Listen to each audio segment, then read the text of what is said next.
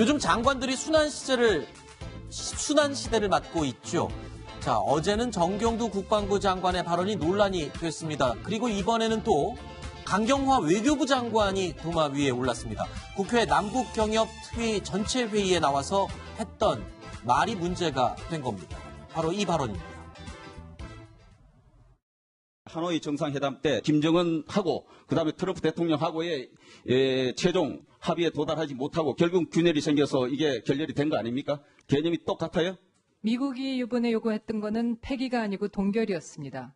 그래서 말씀드렸듯이 비핵화라는 목표가 있고요. 거기에 도달하는 과정이 있습니다. 외교부 장관께서 이것까지 헷갈리시면 안 되니까 아까 말씀하신 부분에 책임을 지셔야 돼요.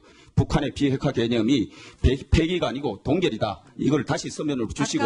아까 말씀하신 게 미국의 입장이 무엇이었느냐. 그러고 그래서 폐기였다는 말씀을 하셨길래 이번에 미국의 목표는 동결이었다고 말씀을 드린 것입니다만. 네. 김종국 시장님, 이게 무슨 말입니까? 그러니까 핵폐기가 아니라 동결이었다. 그러니까 전제 조건은 그겁니다. 지금 강경화 장관은 이 부분에 방점을 찍고 있어요. 이번 하노이 회담에서의 미국 입장은 핵폐기가 아니라 동결이다. 지금 이 점을 강조하겠다는 거잖아요. 그런데 오해 소지가 좀 있을 것 같아요. 네. 강경화 장관 말이 맞다면 지금 대한민국에서 나오는 모든 언론의 보도라든가 미국에서 나오는 보도가 다 거짓말이에요. 다 잘못된 게 되겠죠. 그렇죠.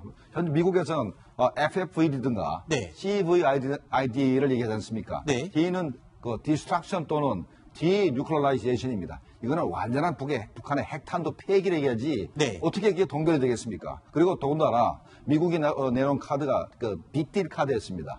빅딜 카드는 북한의 핵탄두뿐만 아니라 먼저 말한 핵탄두뿐만 아니라 핵을 막을 수 있는 시설, 그다음에 미사일도 모든 사건의 미사일 시설, 그다음 생화학무기까지 다 폐기하라고 빅딜 카드를 던졌는데 어떻게 장관이 저렇게 갑자기 그 핵 폐기가 아니라 핵 동결이 목표였다 얘기하는지 이해가 가지 않습니다. 사실 하노이 회담 이전에 싱가포르 회담 그리고 남북 정상회담까지 모두 포함해서 궁극적인 목적은 핵 폐기 아닙니까? 자, 그런데 이 주무부처인 외교부 장관이 하노이 회담을 전제로 달면서 미국의 목표는 핵 폐기가 아니고 동결이었다. 오해 소지가 큰 발언을 했습니다. 일단 외교부에서도요, 이 논란에 대해서 적극 해명에 나섰습니다. 이현종 의원님, 어떤 해명이 나왔습니까? 그러니까 이제 강경화 장관은 예전에 뭐 전술핵이냐 전략이냐 이거 몰라갖고 굉장히 좀 수긍당했지 않습니까? 이번에도 마찬가지로 지금 저렇게 이번 목표가 폐기가 아니고 동결이다 이야기했는데 이제 외교부에서는 또 뒤늦게 또 해명을 한 게 결국 이제 완전한 비핵화로 가기 위해서는 그 중간 단계는 결국 이제 동결을 거쳐야 되는 거 아닌가? 그래서 이제 그 중간 단계를 이야기를 한 것이다. 차가 예를 들어서 앞으로 가려면 한번 후진했다 갈 수도 있는 거 아닌가? 이 이야기하면서 이제 했다는 것인데 그거는 분명히 어떤 면에서 보면 강경화 장관 이야기하고 다른 어떤 결이죠. 사실 강경화 장관 이야기는 이번 목표는 동결했다는 걸 이야기하는 것이고 지금 이제 외교부의 공식적인 설명은 그 중간 단계를 이야기했다는 것인데 충분히 그러면 강경화 장관이 그런 부분을 이야기를 했어야죠. 그러니까 그런 면에 비춰본다면 강경화 장관 입장에서 보면 핵 폐기인지 동결이 이 개념 자체가 분명히 서 있지 않는 게 아닌가. 이 전략 문제에 있어서. 그러니까 사실은 저렇게 이야기를 하고 또 뒤늦게 외교부가 해명을 하고. 그러니까 이런 면에서 비춰본다면 정말 주무장관 아니겠습니까? 이번에 어때면 남북 북미 관계에 굉장히 주무장관인데 문제는 주무장관이 저렇게 개념을 헷갈려버리면 사실 이게 어렵죠. 사실. 쉽게 얘기하면은 미국이 핵 폐기를 원한다면 북한은 점진적이고 단계적인 핵 동결을 원하는 상황이잖아요. 네. 그러니까 우리가 앞서 얘기한 것이 누구였습니까? 앤드류 김 얘기 아니었습니까? 앤드류 김이 특강에서 뭐라고 얘기했습니까? 미국이 생각하는 북한의 비핵화와 북한이 얘기에는 조선반도 비핵화가 개념이 다르더라. 그러니까 미국 사람의 입장을 대변했던 앤드류 김이 그렇게 얘기를 하고 있는데 우리 장관은 미국이 이번에 하노이에서 목표로 한 것은 핵 동결이었다. 그러니까 미국의 입장을 약간 뭐 왜곡은 아닙니다만 약간 다르게 지금 해석을 하고 있는 거 아닙니까? 그러니까 비핵화의 개념 자체가 다르다는 것을 우리 외교부 장관이 폐기가 아니라 동결이라고 얘기하는 것은 약간 좀 과도한 해석이 아닌가 하는 생각이 듭니다. 자, 그런데 지금 북핵 문제에서 중요한 의제가 바로 이 핵 동결, 즉 핵 군축 문제냐 아니면 완전한 비핵화냐 이 문제입니다. 그런데 태영호 전 공사는요. 올해 1월 1일 뉴스탑10에 출연해서 바로 이 부분이 중요한 부분이라면서 북한의 입장을 이렇게 해석을 한 적이 있습니다. 들어보시죠. 김정은이가 뜬금없이 갑자기 핵무기 제조, 사용, 시험, 전파를 하지 않겠다고 이미 나는 말했고 집행했다. 이런 문장이 거기서 나옵니다. 정상적인 핵 보유국들이 하는 확약 선언입니다. 우리는 이미 핵 보유국이다.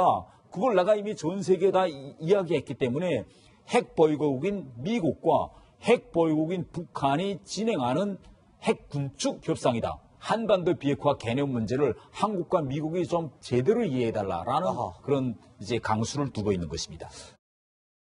안 박사님, 그러니까 북한의 입장은 저런 핵 동결 또는 핵 군축을 주장하고 있는데 우리 외교부 장관이 자칫 오해할 수 있는 이런 발언을 지금 해버린 셈이 된 거죠. 그렇죠. 우리는 어떤 경우라도 핵 동결이라는 말을 해서는 안 됩니다. 그렇죠. 말려드는 거죠. 네, 북한의 전략이. 말려들어서 북한의 주장을 더 확대시키는 일밖에 안 되기 때문에 북한은 어떻게든 시간을 벌어서 핵 보유국이 비공식 핵 보유국이 되겠다.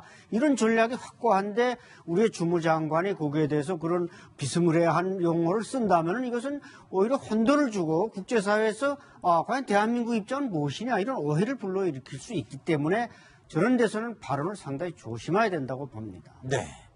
자, 강경화 외무부 장관 논란이 될 만한 이 발언이 이뿐만이 아니었습니다. 또 있습니다.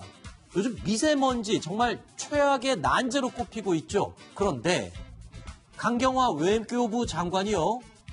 우리 정부, 우리 국민들의 입장이 아닌 중국 정부가 내세울 만한 논리와 같은 방향의 이야기를 꺼냈습니다.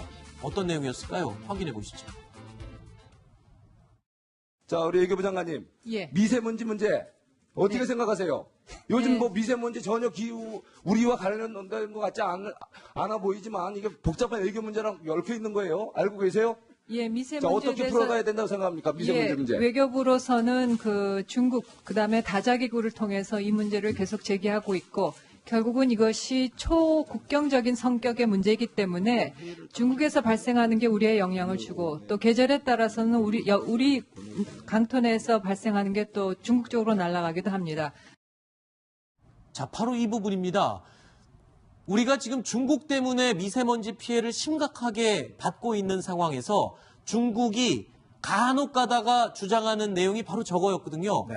우리 중국에서만 가는 거 아니야 라는 식으로 목리를 부렸는데 우리 외교부 장관이 저런 얘기를 해버렸습니다. 지금 이 미세먼지 문제는 지금 대통령도 지금 반기문 유엔 사무총장을 일단 위원장으로 해서 그렇죠. 범국가적으로 문제를 풀려고 하는 굉장히 중요한 문제고 우리 국민들이 매일매일 겪는 문제 아니겠습니까? 특히 근데 이 문제와 관련해서 지금 이제 과학자들은 우리 미세먼지 한 70% 가까이가 사실은 중국에서 온 것이다라고 과학적으로 증명하고 있어요. 네. 그럼에도 불구하고 중국은 전혀 우리와 간 적이 없다, 상관이 없다라고 이야기를 하고 있습니다. 왜 그러겠습니까? 결국 이거는 외교적으로 문제를 풀 때 자기들이 우위를 점하겠다는 것이거든요. 그렇죠. 그러니까 그런 어떤 협상의 전략을 이야기를 하고 있는 것인데 우리 외교장관은 지금 국회에 나와서 우리가 영향을 준다라고 이야기를 하고 있습니다.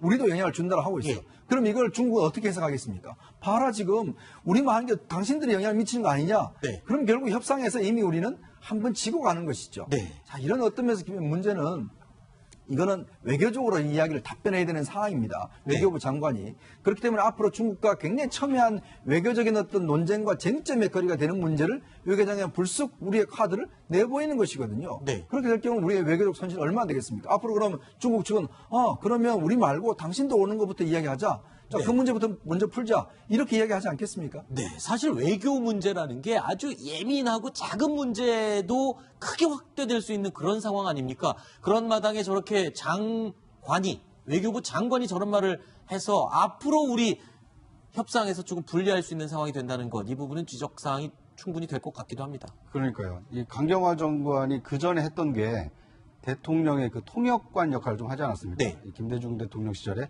그러니까 우리의 말을 정확하게 영어로 바꿔서 미국 측에 전달을 하는 역할을 했던 분인데 정작 우리나라의 입장을 대표하는 이 외교부 장관에 대해서는 핵 폐기냐 핵 동결이냐의 이 논란을 불러일으키고 이 미세먼지의 책임 소재를 두고 앞으로 이 한중 간의 갈등이 심화될 예정인데 이걸 또 이 한국의 책임이 있는 것처럼 이런 뉘앙스가 풍기는 얘기를 해서 오히려 우리 국익에 훼손을 끼치는 것은 좀 이렇게 삼가야 될 일이 아닌가 하는 생각이 듭니다. 알겠습니다.